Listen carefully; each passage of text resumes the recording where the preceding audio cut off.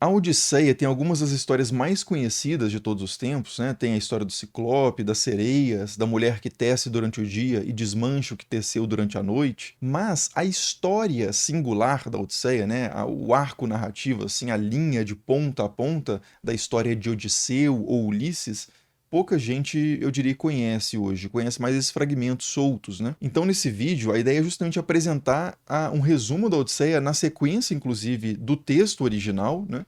Para quem quer ter um panorama sobre esse épico grego e até para quem quer ler o poema diretamente, né? E pode ajudar bastante você já conhecer a história de antemão para não se perder muito no texto, que tem uma questão de linguagem, de estrutura que pode ser desafiadora. Eu, inclusive, recomendo conhecer a história da Odisseia o máximo possível antes de ler, para você aproveitar melhor o poema. Não é uma história que dependa de surpresas, né? O próprio texto dá spoiler, por assim dizer, de coisas que vão acontecer mais pra frente. Então eu não me preocuparia com isso, mas cada um é cada um, você decide aí por si se quer conhecer o texto antes de ler. Então, dado aí o devido aviso de spoiler, né, de um texto de 3.000 anos, vão lá para o enredo, né, do primeiro canto ao último da Odisseia.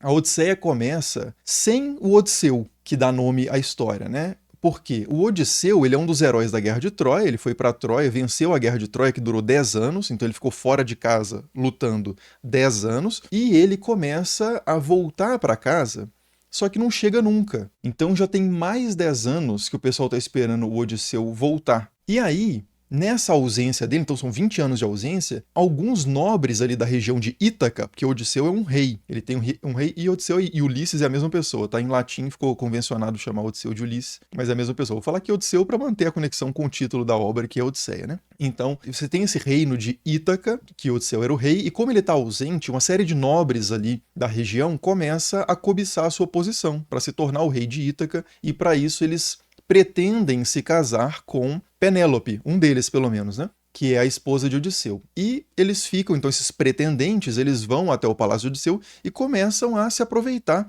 abusar da hospitalidade ali no palácio, começam a comer a comida do Odisseu, começam a dilapidar ali, a consumir as riquezas, enfim, do palácio, abusar ali de algumas servas no palácio também. E o Telêmaco, que é o filho de Odisseu com Penélope, né? Ele tá desesperado já pela volta do pai, não só porque ele quer rever o pai, mas porque ele quer mandar embora esses caras que estão acabando com a casa dele. Penélope, ela é uma mulher fiel, ela é o símbolo da mulher fiel nesse texto, a fidelidade de Penélope o tempo inteiro é ressaltada, ela não quer se casar com nenhum pretendente, ela espera pelo marido, e enquanto ela espera pelo marido, ela cria uma artimanha ali para tentar adiar o possível casamento, para dar uma desculpa, né? Ela diz que quer fazer a mortalha, o pano que vai sobre o cadáver, né? Do Laertes, que é o sogro dela, o pai do Odisseu, que está bem velhinho. Mas não morreu ainda, mas ela quer fazer a mortalha dele, e ela faz isso num tear com fios muito fininhos para demorar muito, e ela ainda desfaz o que ela faz de dia, ela desfaz à noite. Só que aí descobrem que ela está fazendo isso e aí começam a pressionar mais para que ela se case com algum dos pretendentes. E Ítaca tem um novo rei. Então essa é a situação. E aí, o Telêmaco, o filho do Odisseu, ele decide, impelido por Atena. Atena é a grande personagem da Odisseia que atua nos bastidores. Atena é a grande protetora do Odisseu, né? E ela se disfarça na forma de algumas figuras ali para guiar o Odisseu e o Telêmaco em várias situações. E a Atena, então, ela impele o Telêmaco, né? Coloca na cabeça do Telêmaco dele sair em viagem, pegar um barco, né? Com uma equipe e ir ter notícias do pai para ver cadê o Odisseu, afinal de contas. E aí ele vai primeiro a Pilos, que é o reino de Nestor, que é outro herói da Guerra de Troia, que aparece bastante lá na Ilíada, né? O Nestor, ele fala que não sabe que fim levou o Odisseu, mas talvez Menelau saiba. Menelau é o marido da Helena, né? A famosa Helena de Troia, que na verdade era Helena de Esparta, né? Menelau, rei de Esparta, Helena era a sua mulher, a rainha de Esparta, e foi sequestrada lá pelo Paris, né? Mas essa é a história da Guerra de Troia que eu já contei em outro vídeo aqui no canal. Mas então, o Telêmaco vai até Esparta para perguntar para o Menelau se ele tem notícia do Odisseu, se ele sabe se está vivo, né? O que aconteceu. E o Menelau fala que tem. Não notícia direta, mas o que acontece? O Menelau, quando ele estava voltando da Guerra de Troia também, ele teve uma dificuldade, que é que ele parou no Egito e ficou sem ventos favoráveis, ele ficou preso muito tempo no Egito e ele percebeu que aquilo era uma vingança de algum deus que ele tinha ofendido. E aí ele quer descobrir qual deus que ele ofendeu para ele poder restaurar uma boa relação com esse deus e os ventos soprarem novamente, ele poder voltar para casa. E aí, como que ele vai descobrir isso? Ele tem a ajuda da filha de um deus local, que é o Proteu, o Velho do Mar, para poder emboscar o Proteu, esse deus que sabe, afinal de contas, de tudo, né? Ele sabe o que acontece no mundo dos imortais, e eles armam uma emboscada, então, para esse camarada. Menelau consegue agarrar o Proteu começa a se transformar em vários animais para tentar escapar ali do enrosco com o Menelau. Mas depois ele desiste, né? E vencido ele decide responder as perguntas que o Menelau tem para ele. E aí o Menelau pergunta qual que é o deus que ele ofendeu, o que ele deve fazer, quais ritos que ele deve fazer e qual foi o destino dos seus companheiros também, voltando da Guerra de Troia, que aconteceram com eles. E aí nesse contexto, o Proteu fala para o Menelau que o Odisseu está vivo e ele está na ilha de Calipso, que é uma deusa, uma ninfa. Então beleza, agora sabemos onde que o Odisseu está. Isso são 4 cantos da Odisseia, basicamente, né? Que a gente já começou a ler a Odisseia, mas o Odisseu até agora não apareceu. A gente está seguindo o Telêmaco, né? O filho dele, nesse momento da história que é chamado de Telemaquia. E aí, o Telêmaco, então, agora sabe onde é que está o pai dele, mas ele não pode ir lá, nem sabe onde que é isso. Mas ele vai voltar para Ítaca com essa notícia. Só que, enquanto isso, os pretendentes, sabendo que o Telêmaco estava viajando, né, de navio, eles pensam assim, vamos aproveitar para matar esse cara, esse menino, né? Vão mandar uns navios aí para pegar ele no meio do caminho quando ele estiver voltando. E aí a gente se livra desse elemento, né? Fica mais fácil ainda a gente conquistar aqui o reino de Ítaca. E aí eles armam essa emboscada e temos o primeiro cliffhanger, né? O primeiro momento, assim, de suspense da história, porque o episódio acaba, por assim dizer, e o episódio seguinte não começa de onde isso parou, ele começa com o Odisseu. Então a gente... O que vai acontecer com o Telêmaco, né? Não sabemos por enquanto. A gente chega, então, corta para o Odisseu na ilha de Calipso, e o Odisseu está, então, de fato, nessa situação absolutamente terrível, que é que ele está numa ilha deserta com uma deusa extraordinária em beleza, que quer que o Odisseu seja o marido dela e promete dar a ele, inclusive, a imortalidade. Então, o Odisseu está nessa situação, já tem 7 anos que ele está nessa situação, inclusive, dividindo o leito ali com a Calipso, mas, por sorte, Atena favorece Odisseu, intervém em seu favor, pedindo para Zeus ordenar Hermes, o deus mensageiro, para mandar a Calipso soltar o pobre do Odisseu. E o Hermes, então, faz isso, né? A Calipso, então, permite que o Odisseu vá embora, e ele faz uma jangada ali com as árvores da ilha e começa a ir embora para Ítaca, para o seu reino. Beleza, ótimo. O que aconteceu com Odisseu para ele chegar na ilha de Calipso? Não sabemos ainda, né? Vamos saber daqui a pouco. E ele consegue chegar da ilha de Calipso para Ítaca? Ainda não, porque quando ele está no mar, indo da ilha de Calipso para Ítaca, para o seu reino, ele é pego por uma tempestade enviada pelo Poseidon, que é um deus que está irado com o Odisseu por uma coisa que a gente vai descobrir também mais para frente. Então a jangada é completamente destruída, o Odisseu quase morre, mas ele vai parar numa terra, né, numa costa, onde ele é encontrado por uma menina, né, uma princesa chamada Nausicaa, que é um ótimo filme dos estúdios Ghibli, inclusive. E essa Nausicaa, ela manda as servas que estão com ela darem banho no Odisseu, né, que está todo detonado, elas passam óleo no corpo dele, dão uma roupa limpa para ele. O que é meio estranho se a gente for parar pra pensar, porque elas estavam na praia brincando, então elas nem voltam pro palácio e tem uma muda de roupa masculina com elas, pronta para receber o camarada que elas não estavam esperando, né? Então é um tanto aleatório, seria mais aleatório ainda se essa muda de roupa fosse da Insider, né? Mas aí, claro que isso não poderia acontecer na época, mas pode acontecer com você, né? Você pode ter uma muda de roupa da Insider aí, aproveitando as promoções de 7/7 da Insider, que é a data que eu tô postando esse vídeo. Todos os best-sellers da Insider estão na promoção, né? A Tech T-shirt gola U e V, a camisa e calça Future Form, a Core T-shirt, que é essa aqui que eu tô usando, né? Que eu gosto muito, que é excelente, mais encorpada. Então aproveita a oportunidade aí e já pega a sua Insider com o cupom ESTRANHA, né? O link vai estar na descrição, no primeiro comentário fixado e no QR Code aí na tela. E mesmo que você não queira pegar uma Insider agora, abre lá o site só para dar uma olhada, né? Dar uma engajada lá, que já ajuda bastante o canal, beleza? Então aproveite a Insider 7/7. Mas voltando, a Nausicaa então deixa o Odisseu bem limpinho e alinhado, leva ele para o Palácio dos Feácios, que é o povo que vive nessa terra, e o pai da Nausicaa, que é o Alcino, ele então acolhe o Odisseu com grande hospitalidade, faz uma série de banquetes ali, convoca jogos atléticos, enfim, chama um aedo, um cara que toca, né, lira, e canta os feitos heróicos e tal, e esse Aedo começa a cantar histórias da Guerra de Troia, que tinha se passado, né? E o Odisseu fica muito emocionado com essas canções e começa a chorar, e o Alcino acha aquilo estranho e pergunta assim, por que essas canções te comovem tanto, né? Quem é você afinal? Qual que é o seu passado? Agora eu fiquei curioso. E aí o Odisseu começa a contar para a corte dos Feácios, né, para o Alcino principalmente, o que aconteceu com ele, ele revela quem ele é, né, e ele começa a contar o que aconteceu com ele desde que acabou a guerra até ele chegar na terra dos Feácios. Então é nesse momento que, no poema, a gente tem quase todas as histórias que são mais conhecidas. Do Ciclope, das sereias, dos holotófagos, dos gigantes lestrigões, né, de Circe, enfim. A maior parte das histórias que a gente conhece da Odisseia, as histórias mais fantásticas de aventura, estão nesse flashback que é o Odisseu contando na corte dos Feácios o que se passou com ele durante esse tempo todo. Então, isso são 4 cantos, né? A Odisseia tem 24 cantos. Então, só 4 cantos concentram quase todas essas histórias. E aí, o que ele conta, então? Como é que vão pegar de quando acabou a guerra? Então, a Guerra de Troia acabou. Teve o cavalo de Troia, né? Que foi colocado para dentro da cidade com os guerreiros. Já falei disso no vídeo de Troia. E aí, eles conseguiram vencer a guerra. O Odisseu começa a voltar para casa com uma série de navios, né? Com uma grande frota, que são os seus soldados. E ele começa a voltar para casa e no meio do caminho ele para numa região que é a terra dos Sícones e decide pilhar a cidade, né? Isso aí, inclusive, é uma questão até interessante porque é um comportamento que não é condenado. Essa questão de pilhagem de cidade faz parte do universo moral ali da história, né? O Odisseu ele é, inclusive, lembrado e celebrado como um saqueador de cidades. Mas o Odisseu, então, ele para nessa cidade, nesse reino, nesse local ali dos Sícones e mata uma turma lá, pilha os seus bens e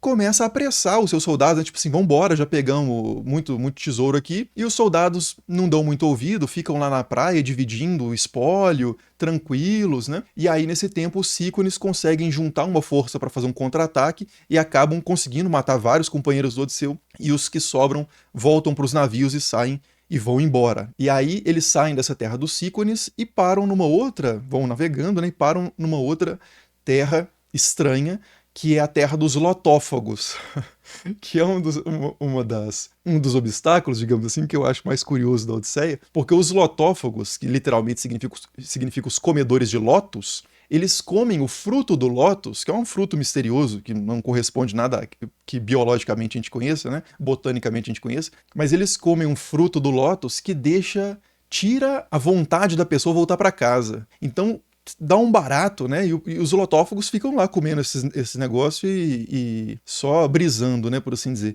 E aí, os soldados lá, os companheiros do Odisseu, começam a comer esse lótus e desistem de voltar para casa. E o Odisseu tem que pegar esses caras e arrastar eles à força para voltar para os navios. Eles conseguem ir embora da terra dos lotófagos, né? E aí, quando eles saem da terra dos lotófagos, eles vão parar agora em uma terra que é uma das mais conhecidas da Odisseia, que é a terra dos Ciclopes. Então eles chegam nesse local, que também é muito estranho, onde você tem essas famílias de ciclopes, seres gigantescos, com um olho só, que são pastores. E eles não vivem numa sociedade coesa. Eles são cada um por si, cada um define as próprias leis, eles não têm. São meio que incivilizados, né? É uma imagem de um povo que não tem leis claras, né, que não respeita os costumes. E o Odisseu ele para nessa ilha, ele poderia simplesmente ir embora, ninguém mexe com ele, mas ele fica curioso, ele quer conhecer esse povo, ele quer entender mais dos Ciclopes e quer ser bem recebido pelos Ciclopes. Ele faz questão de desfrutar desse direito, por assim dizer, costumeiro muito importante na Grécia Antiga, que é a xenia, né, a hospitalidade. Então, ele vai até uma caverna, que é uma casa de um Ciclope, que é o Polifemo, que é um Ciclope específico, que é um filho de Poseidon, e ele chega lá nessa caverna e o Ciclope entra, voltando do dia lá de estar pastoreando os rebanhos dele, ele volta, põe o rebanho todo dentro da caverna, fecha a porta da caverna, fecha a caverna, melhor dizendo, com uma pedra gigante, que ele rola essa pedra para fechar a caverna, e aí o Odisseu se apresenta e tal, né, fala que, ele não fala o próprio nome, mas ele começa a interagir com o Ciclope, exigindo seus direitos ali de hospitalidade. O Ciclope fala assim, não vou dar nada pra vocês comerem, não, eu é que vou comer vocês. E aí ele começa a comer os companheiros do Odisseu, né, devorar, né, os companheiros do Odisseu. Aos poucos, come 2, mais ou menos, por dia, e aí o Odisseu começa a tentar bolar um plano pra sair fora dali, porque ele não pode matar o Ciclope enquanto ele tá dormindo, por exemplo, porque se ele mata o Ciclope, ninguém consegue rolar a pedra gigante que tá fechando a caverna, né? Então eles vão morrer todo mundo de fome lá dentro. Eles precisam que o Ciclope abra a caverna. Então o que o Odisseu faz? Ele aproveita que ele tá cheio de vinhos ali que eles pilharam de algum das cidades que eles invadiram. Eles estão com vinhos. E aí eles dão pro Ciclope beber muito vinho, o Ciclope fica tonto. O Odisseu se apresenta como ninguém, ele fala que o nome dele é Ninguém. E, enquanto isso, os companheiros do Odisseu estão aquecendo uma estaca gigante ali de madeira. E quando o Ciclope tá mais distraído, adormecido ali, eles vão e enfiam a estaca no olho do Ciclope, cegando-o, né? E aí o Ciclope acorda, cego, procura o pessoal, mas eles estão escondidos, ele não acha porque ele tá cego. Ah, e detalhe, né? Eu tava esquecendo, no momento em que ele é cegado pelos companheiros ali do Odisseu, ele começa a gritar, ninguém está me atacando, ninguém está me atacando. Começa a chamar os vizinhos dele, né? E falar isso. Os vizinhos dele falam assim, beleza, né?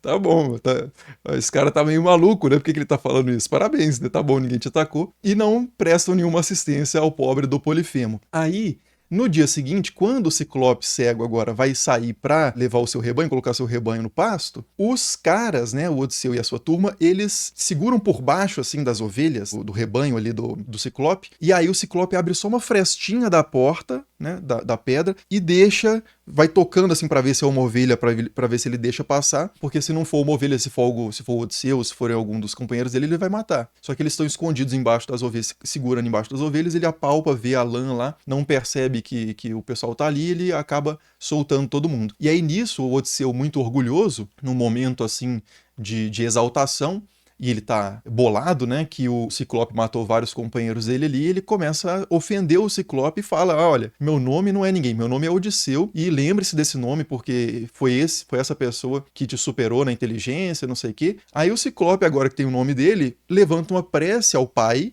dele, que é o pai do próprio Polifemo, que é o Poseidon, e fala para Poseidon matar todo mundo, e caso isso não seja possível, pelo menos matar todo mundo e causar grandes danos a Odisseu, para ele voltar para casa depois de muitos sofrimentos. E é exatamente o que vai acontecer. Mas então a turma consegue escapar ali da terra dos Ciclopes, e quando eles param, o próximo lugar que eles param é uma ilha onde vive o Senhor dos Ventos, que é o Éolo. E o Éolo, ele recebe, diferente do Ciclope, ele é uma pessoa civilizada, né, que segue os costumes, as normas, e ele recebe muito bem o Odisseu e a sua turma, e fala dá de presente pro Odisseu, essa questão de dar presentes é fundamental na hospitalidade também, né, e o presente que o Éolo dá não é um mero presente, assim, material, tipo ouro, que geralmente eles dão, caldeirões, trípodes, né, de colocar o caldeirão em cima. Não, ele dá uma coisa muito mais especial, que é um saco com todos os ventos desfavoráveis guardados, ou seja, o Odisseu teria só ventos favoráveis para voltar para casa, porque os ventos desfavoráveis estariam guardados ali dentro do saco. E aí o Odisseu pega esse saco com os ventos favoráveis, vão embora, e estão ótimos, estão quase chegando em Ítaca, finalmente vai acabar a história, né? Mas não.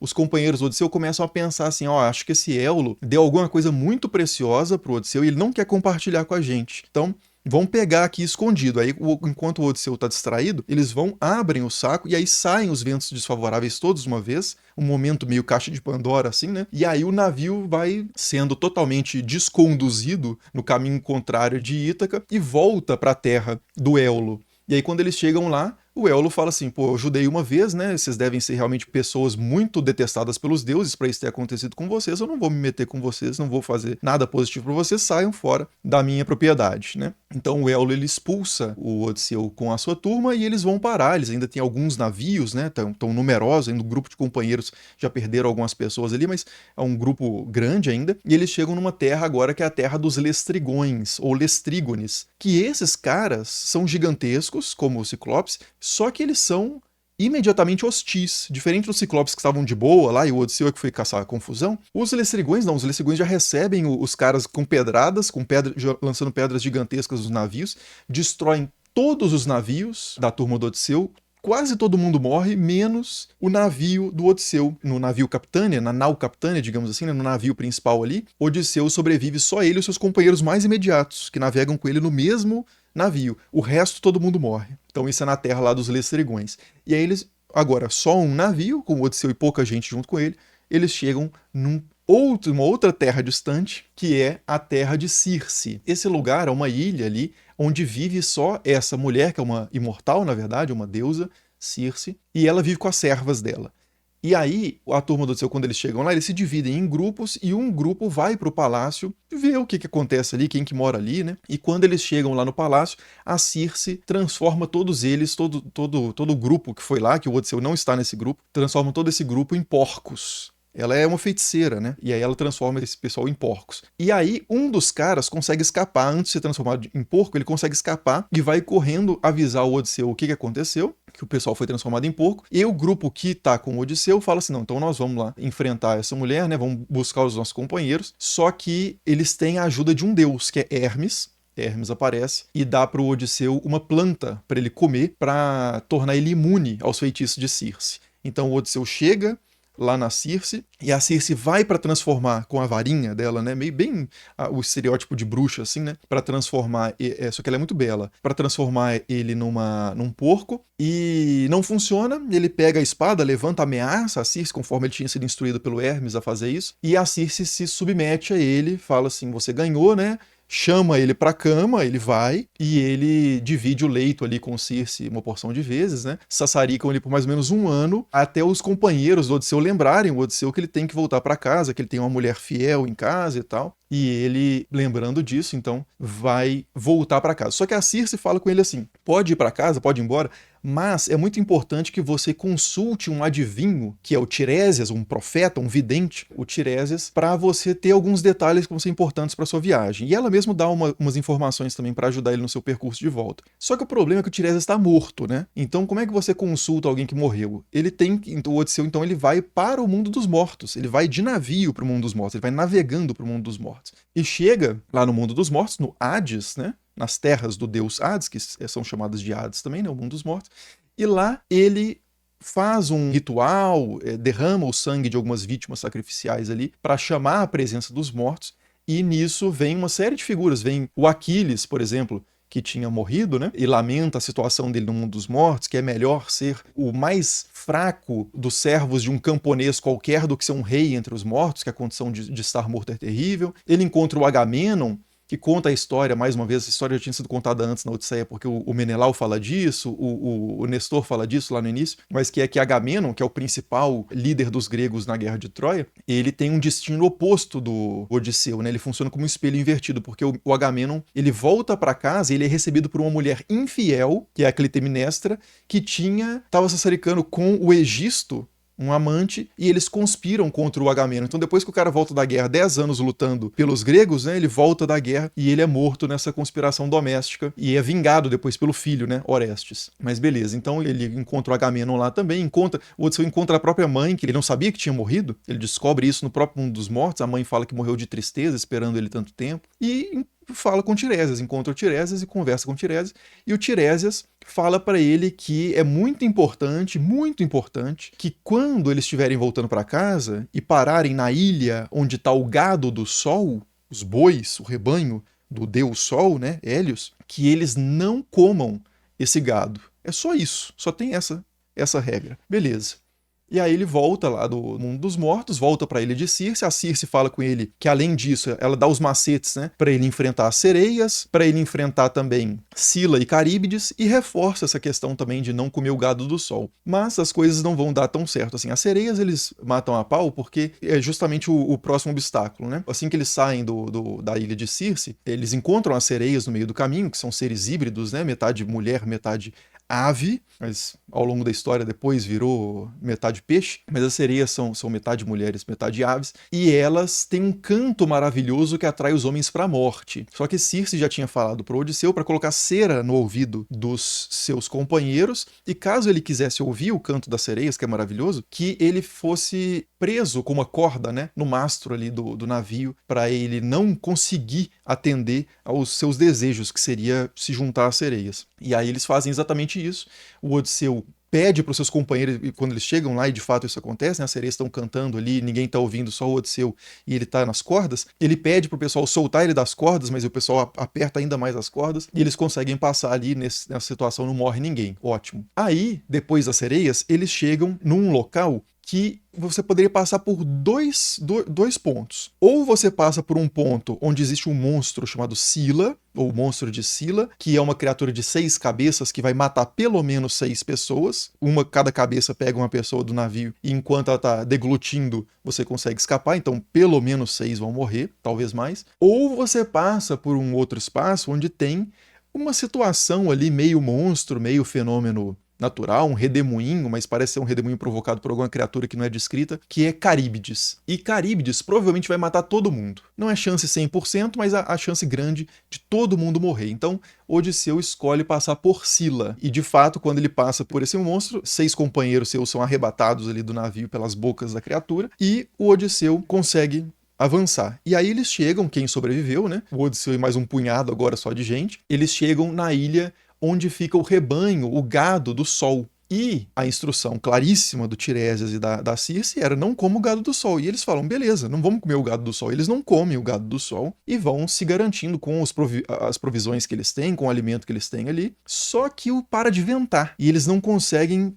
sair navegando, né, daquela região. Eles têm que esperar, eles vão esperando os bons ventos e não vem, não vem, não vem. E aí eles começam a ficar com muita fome, muita fome, muita fome, e o gado belíssimo do sol desfilando na frente deles. E aí quando o Odisseu dá uma distraída, os companheiros dele falam assim, olha, é melhor morrer pela condenação de um deus do que morrer de fome. Não tem nada mais triste do que morrer de fome. E aí eles vão e fazem um grande churrasco com o gado do sol. O sol fica revoltado, o deus Sol, fica revoltado, fala com Zeus não tem a menor condição, isso que aconteceu, esses caras precisam ser imediatamente destroçados, e Zeus fala, claro, você tem toda a razão, e aí, quando aí vem os ventos favoráveis, o pessoal fala, opa, aí ó, tá vendo, nem deu nada pra nós, né? Entram no navio, e quando eles começam a ir embora, agora eles vão chegar em Ítaca, né? No meio do caminho, Zeus manda um raio, fulmina o navio, morre todo mundo, menos o Odisseu. O Odisseu sobrevive segurando, preso ali nos destroços da embarcação e consegue,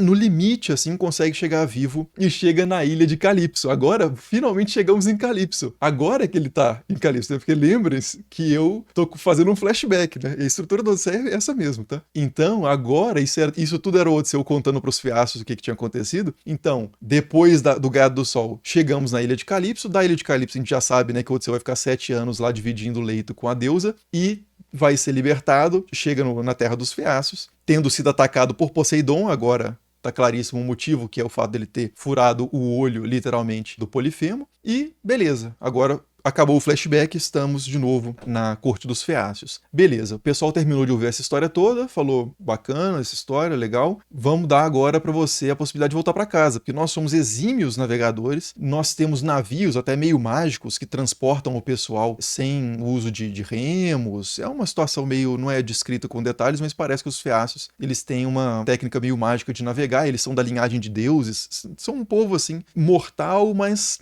meio divino. E aí eles levam então o Odisseu num navio rapidamente, facilmente. É totalmente o contrário da jornada toda, né, que foi cheia de desafios. Não, quando os Feácios estão levando o Odisseu, tudo corre maravilhosamente. Rapidinho ele chega em Ítaca, os Feácios deixam o Odisseu em Ítaca. Agora sim, chegamos em Ítaca, estamos de volta em Ítaca, depois de 20 anos. E aí os Feácios voltam para casa e estão de boa lá, tipo assim, fizemos um favor aí para mais um estrangeiro. E o Poseidon fala com Zeus assim, olha, esses Feácios estão colaborando aí com os meus adversários, eu não posso tolerar isso, né? Fica ruim pra mim. Ainda mais que os caras estão se gabando de serem grandes navegantes, de se transportarem os outros com facilidade no mar, que é meu território, e estão fazendo isso com meus adversários. Aí Deus fala assim, beleza, pode fazer o que você quiser.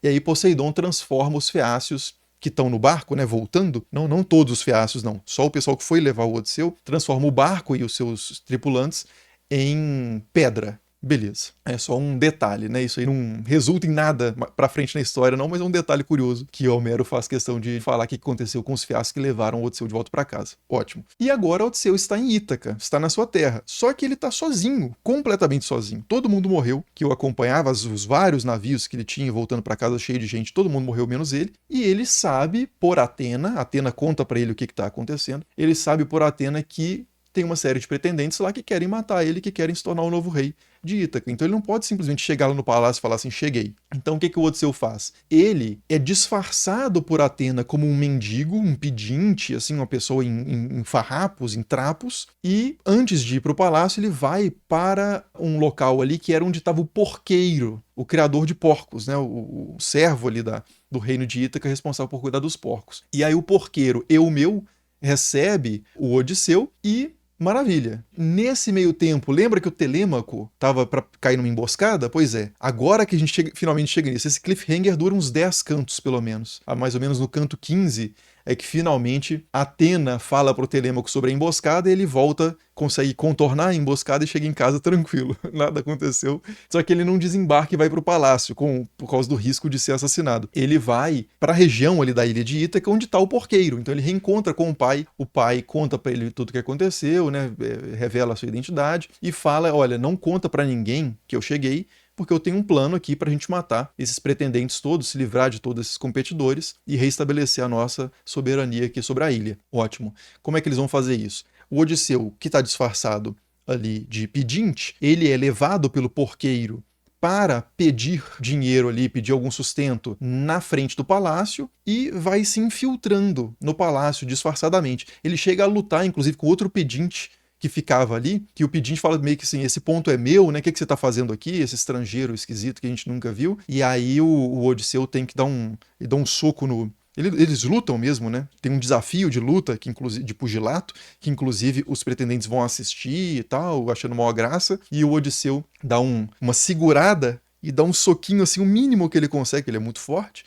Então, um soquinho assim, bem, bem contido e derrota o cara imediatamente, né? Mas sem matá-lo. Beleza, então tem essa luta. E nisso o Odisseu então vai ganhando a sua... Enfim, vai se infiltrando ali entre os pretendentes. Ah, e parênteses, né? Nesse contexto, o Odisseu também é reconhecido por um velho amigo dele, que era o seu cãozinho, né? O Argos. Esse Argos, na verdade, era um cão de caça, né? Um galgo, que acabou sendo abandonado depois que o Odisseu foi para a guerra. Então, quando ele tem esse reencontro 20 anos depois, o pobre do cachorro, que estava bem velhinho, né? Estava vivendo ali no meio do esterco, longe da vida animada de caça que ele gostava, né? Que ele tinha inicialmente com o Odisseu. E quando ele reconhece o dono, ele fica tão emocionado que ele morre. É a última emoção do bichinho ali, que já estava, como eu disse, bem velhinho, né? Mas voltando para a trama principal, é nesse contexto também que a Penélope finalmente aparece e fala assim, né? Olha, já passou muito tempo, vocês estão me pressionando, então vamos fazer o seguinte, eu vou casar assim com algum de vocês mediante um concurso, uma prova, um desafio,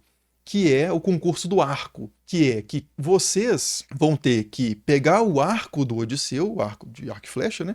E atirar uma flecha com esse arco e fazer a flecha passar por 12 orifícios de machado. Então tem os machados de ferro, esses machados têm um buraco, né? Um círculo ali, um disco oco na parte do ferro, e a flecha deve passar por esses 12 orifícios. E aí os caras começam a tentar fazer isso, mas eles não conseguem nem retesar o arco, né? Nem puxar a corda do arco. Eles conseguem, ficam bastante humilhados, e aí o Odisseu, que está disfarçado lá, fala assim, deixa eu tentar, né? E o Telêmaco, que é o filho, né? Uma figura de relativa autoridade ali na casa, ele fala, isso, deixa esse cara aí tentar, vamos ver o que acontece. E aí rapidamente o Odisseu pega o arco e sem esforço nenhum, dá a flechada que passa pelos 12 machados. O pessoal fica surpreso, mas nem dá tempo de ficar surpreso demais, porque o Odisseu aproveita que ele está com um arco na mão e com várias flechas à disposição e começa a disparar contra os pretendentes. E começa o massacre dos pretendentes. Os pretendentes começam a buscar armas ali, só que o Telêmaco tinha escondido as armas antes, já nesse plano, né? Mas tem um cara, um servo infiel da casa do Odisseu, que vai até a sala das armas e traz armas para os pretendentes. Eles começam a lutar. Do lado do Odisseu tá o Odisseu, o Telêmaco, o filho dele, o Eumeu, que é o porqueiro, e um boieiro também, o cuidador dos bois. Esses 4 caras enfrentam todos os pretendentes, que são dezenas, e vencem, porque mais importante está do lado deles o favor divino, especificamente Atena. Então eles vencem os pretendentes ali, matam todo mundo. Mortos todos os pretendentes, Odisseu vai procurar quais servos foram fiéis e quais não foram. Tem uma governanta que denuncia ali quais não foram fiéis durante o seu período, ali, que colaboraram com os pretendentes e tal, e aí trazem essas servas e o Odisseu mata também. E aí depois disso eles lavam o palácio que está todo ensanguentado, fazem uma purificação ritual com enxofre e nesse meio tempo, as famílias dos pretendentes mortos descobrem que eles tinham morrido e começam a tramar uma vingança, porque, pô, os pretendentes não eram assim pessoas quaisquer. eram os nobres ali da região, né? Então tinha outras famílias em Ítaca e região, e eles decidem matar o Odisseu porque isso não é certo, matar todos aqueles nobres. E aí eles formam uma espécie de exército e vão em direção ao palácio para enfrentar agora a turma do Odisseu, que é pouquíssima gente, né? Então, assim, é impossível. Aí seria impossível vencer. Seria impossível, mas com os deuses tudo é possível. E Atena, então, intervém nessa situação, levanta a égide, que é um escudo mítico, fantástico, né, que tem a cabeça da Medusa, que aparece sempre nas histórias associadas a Atena e a Zeus, levanta a égide no céu e aquilo aterroriza as pessoas que estão tentando atentar ali contra o Odisseu, e ela fala assim, ó, chega, não vão se vingar, aceitem, aconteceu, foi justo e trégua, vão ficar todo mundo em paz, beleza? Beleza. Nesse confronto, o pai do Antino, que era o principal dos pretendentes, é morto, é a única pessoa que morre nesse conflito, e ótimo, agora os pretendentes estão mortos, as servas infiéis estão mortas, o povo que poderia se vingar, o povo assim, né, as famílias rivais que se tornaram rivais por causa desse massacre, não vão se vingar, porque os deuses fizeram uma intervenção bastante direta e clara, e agora o Odisseu simplesmente se apresenta ali para Penélope, né? Ele reencontra a sua mulher, reencontra o seu pai, Laertes, e vivem felizes para sempre, exceto quem morreu, né? E é isso. Acabou a Odisseia acaba dessa forma, com essa trégua imposta diretamente por Atena, né? E paz em Ítaca. É isso, esse é o enredo básico da Odisseia. E se você quiser saber mais sobre a Guerra de Troia e a Ilíada, né, que acontece antes da Odisseia, já tem vídeo aqui no canal e tem outro vídeo também sobre o colapso da Idade do Bronze, que também trata desse contexto. Então ficam essas duas sugestões, como sempre, muito obrigado por assistir e até o próximo vídeo. Falou!